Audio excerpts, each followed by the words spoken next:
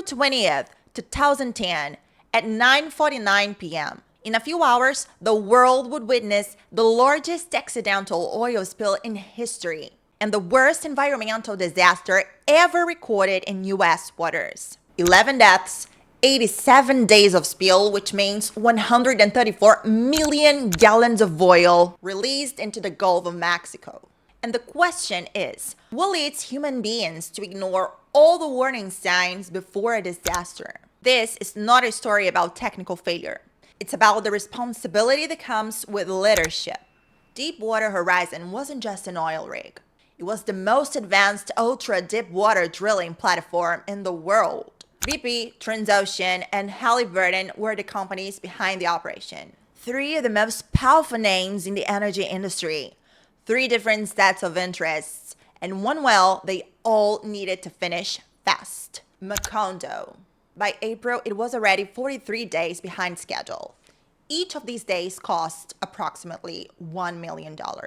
You can only imagine the pressure to wrap up operations, the kind of financial gravity that quietly reshapes how people make decisions. On the morning of April 20th, a group of BP executives flew out to the platform for a celebration. Ironically, Deepwater had reached an impressive milestone in safety performance. What none of them chose to examine closely enough was, earlier that same day, a critical test had been conducted on the well.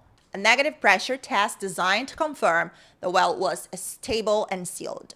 Results were ambiguous, anomalous even. However, under the weight of scheduled pressure, financial urgency, and the confidence that came from months of operations running smoothly, leaders interpreted those results as acceptable, and that decision would set everything that followed in motion. If the morning of April 20th was a celebration, the weeks and months before it told a very different story that nobody at the time seemed to be reading. Weeks earlier, engineers had raised concerns about the integrity of the cement used to seal the well. The concerns were logged, reviewed, and set aside.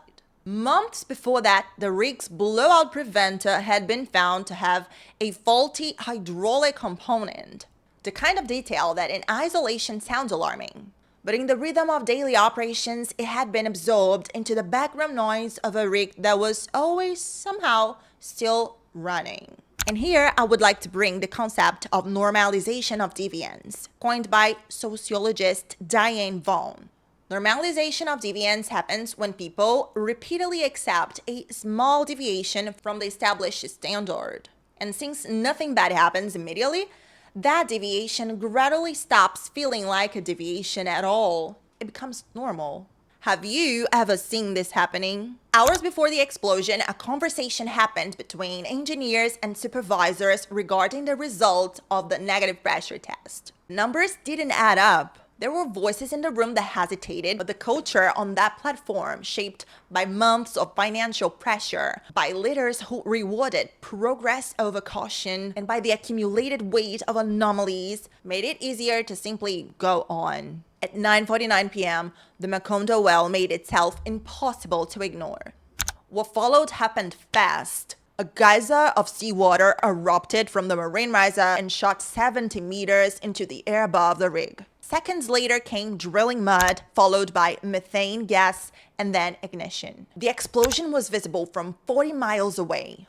On board, 126 people were fighting to survive. 11 of them didn't make it. They were never found. They were engineers, technicians, drillers, some of them still in their 20s. Most had families waiting for them on shore. They were not statistics, they were the people, the ones who paid the highest price for decisions made above them. Deepwater Horizon burned for 2 days before sinking into the bottom of the Gulf of Mexico on April 22nd. And then the oil began to flow. For 87 days, the world watched attempts to contain the spill one after another on live television. By the time the well was finally capped, only in July, an estimated 134 million gallons of oil had poured into the Gulf, making it the largest accidental marine oil spill in history. Entire fishing communities lost their livelihoods overnight. Dolphins, sea turtles, seabirds died by the thousands, and long-term effects on marine ecosystems are still being studied. BP's initial response to the disaster was, in many ways, a continuation of the same instincts that had allowed it to happen. Executives made public statements minimizing the scale of the spill, while internal data told a different story. The company's CEO at the time became the face of corporate denial. He told reporters, I quote, "I'd like my life back." 11 families were still waiting to bury someone. We can see BP demonstrated poor crisis communication, prioritizing image over facing the uncomfortable truth of what had actually happened. Now, it would be convenient to look at everything that happened and find a villain, but it would also be wrong. Because the greatest lesson of Deepwater Horizon is what happens inside any organization, any team, any company, when the culture makes it harder to tell the truth than to stay silent.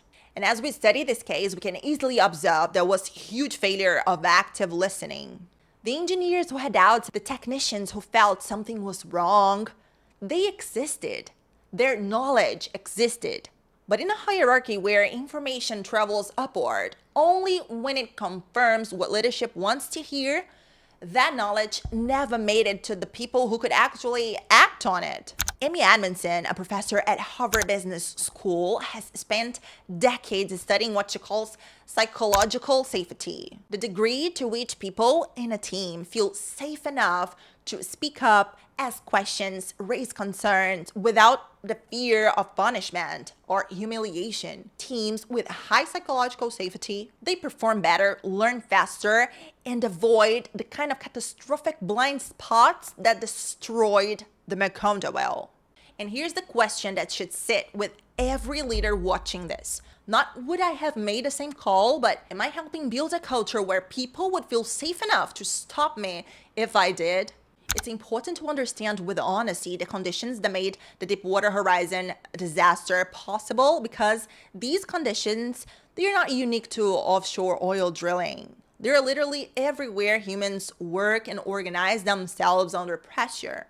Many organizations have looked directly at Deepwater Horizon and changed. The offshore drilling industry implemented significant reforms after 2010. BP, found guilty of gross negligence and willful misconduct, paid $4.5 billion in criminal fines and ultimately provisioned over $65 billion when all settlements, cleanup costs, and legal fees were counted. Transocean, the rig's operator, paid $400 million in criminal fines plus $1 billion in civil penalties under Clean Water Act. Finally, Halliburton, the cement contractor, settled civil claims for $1 billion. Their employees deliberately deleted computer simulations conducted before the disaster, criminal obstruction of justice, a $200,000 fine. The 11 men who lost their lives tragically didn't need a perfect organization. They needed leaders willing to pause, to listen, to ask one more question before signing off. Don't forget to like the video and subscribe for more. I'll be back soon.